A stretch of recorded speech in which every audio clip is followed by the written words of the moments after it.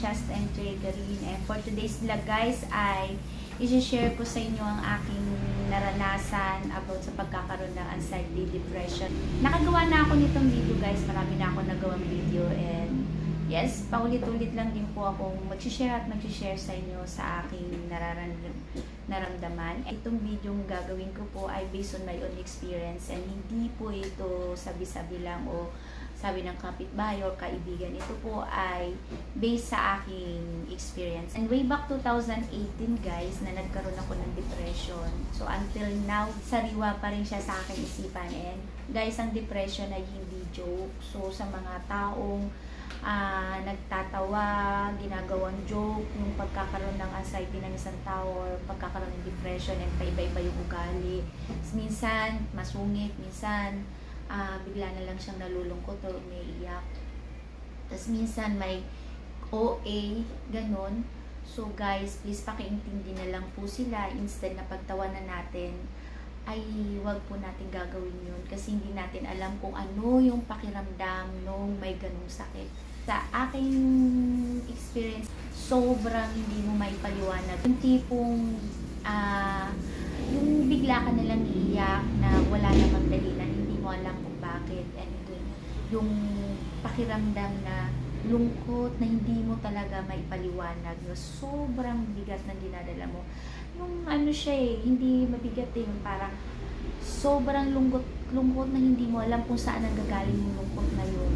Yung talagang hindi mo alam basta kakaiba siyang lungkot. Kasi normally guys, pag sinabi mo ay malungkot ako, kunyari may problema ako na ganyan, ano lang yun yung ano lang yun, parang may problema ka lang, mayroon ka lang gustong gawin or hindi mo nagawa, or may kung ano man yun, parang yung ganun lang yun. Pero yung lungkot na sinasabi ko guys, na hindi mo talaga mapaliwanag, alam nyo guys, yung parang makina na natanggalan ng tornilyo, yun yung pakiramdam ko, na parang may something sa katawan ko, nakakaiba talaga siya, na parang natanggalan ako na isang tornilyo, na lagi kong iniisip noon. Alam mo, 3 years yun guys, matagal talaga, and hindi lang 3 years, until now guys, talagang bigla pa rin siyang sumusulpot.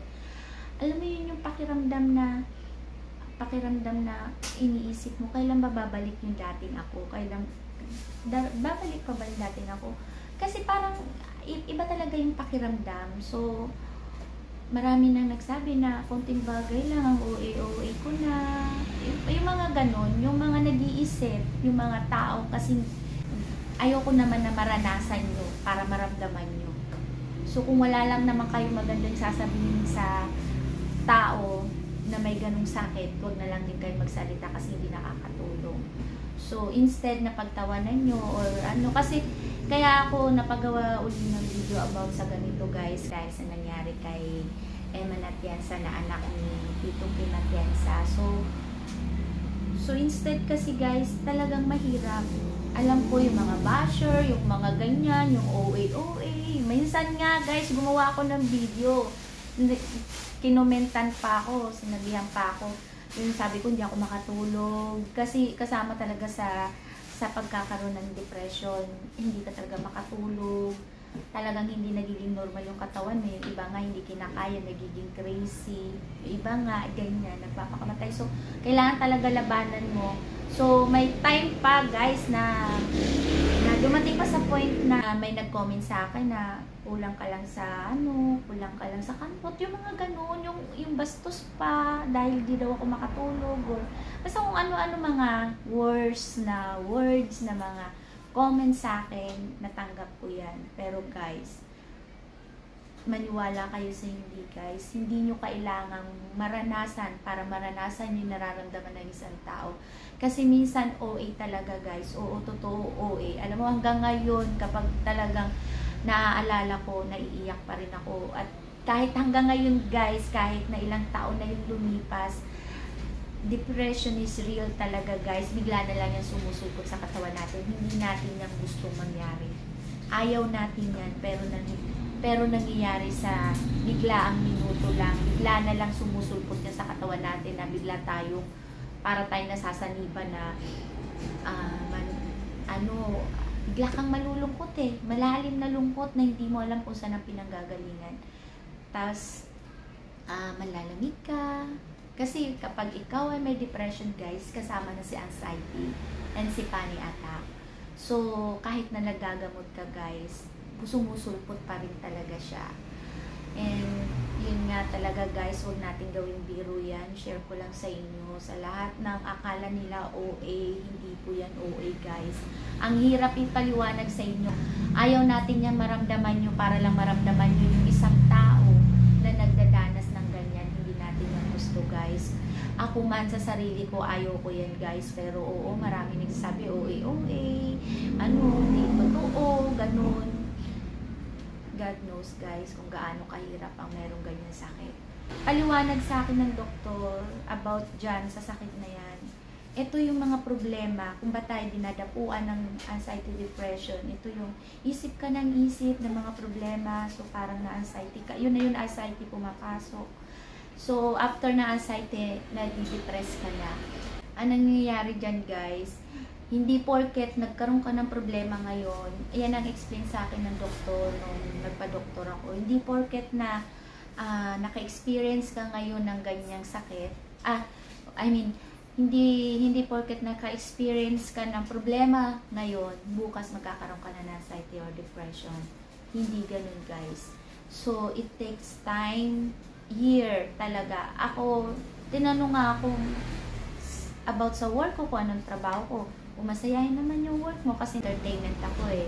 So, okay naman yung work mo, bakit ka nagkasakit ng ganyan, sabi ng doktor. So, dun nila na base na hindi dahil masayahin yung isang tao, ay hindi ka na makakaranas ng ganyan. Normally, totoo yun guys.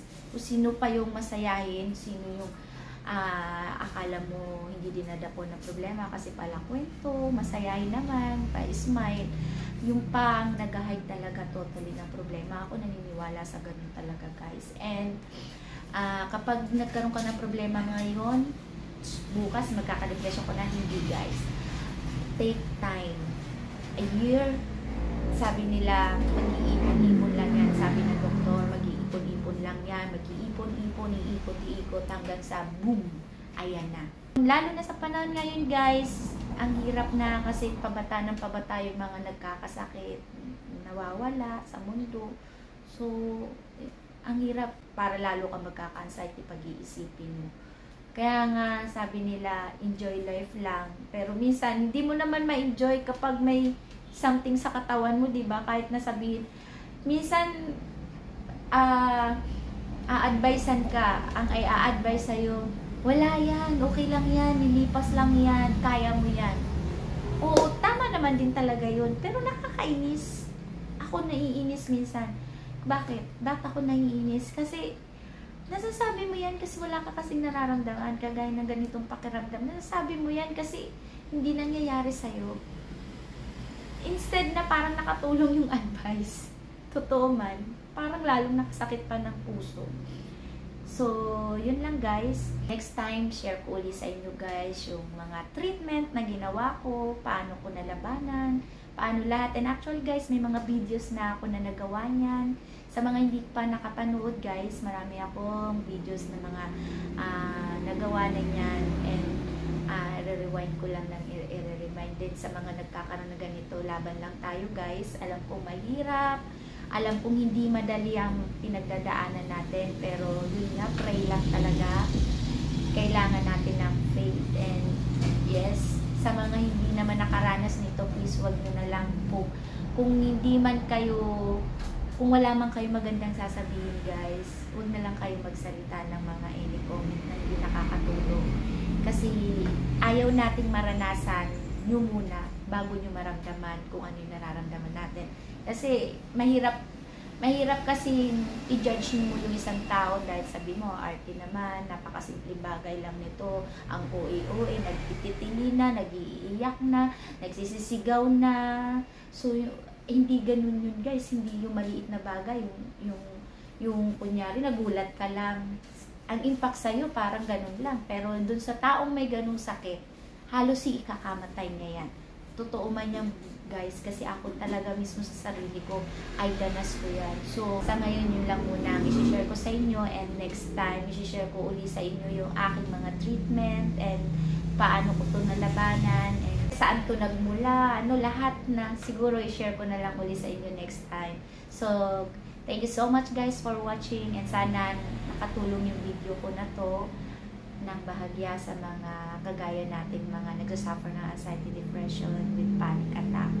And nga ka pala guys, sa mga hindi pa nakaka-subscribe sa ating channel, please like and subscribe. And hit mo na rin po yung notification bell natin dyan sa baba para lagi po kayong updated sa lahat ng mga videos na gagawin natin. Yes! Thank you so much! Bye for now!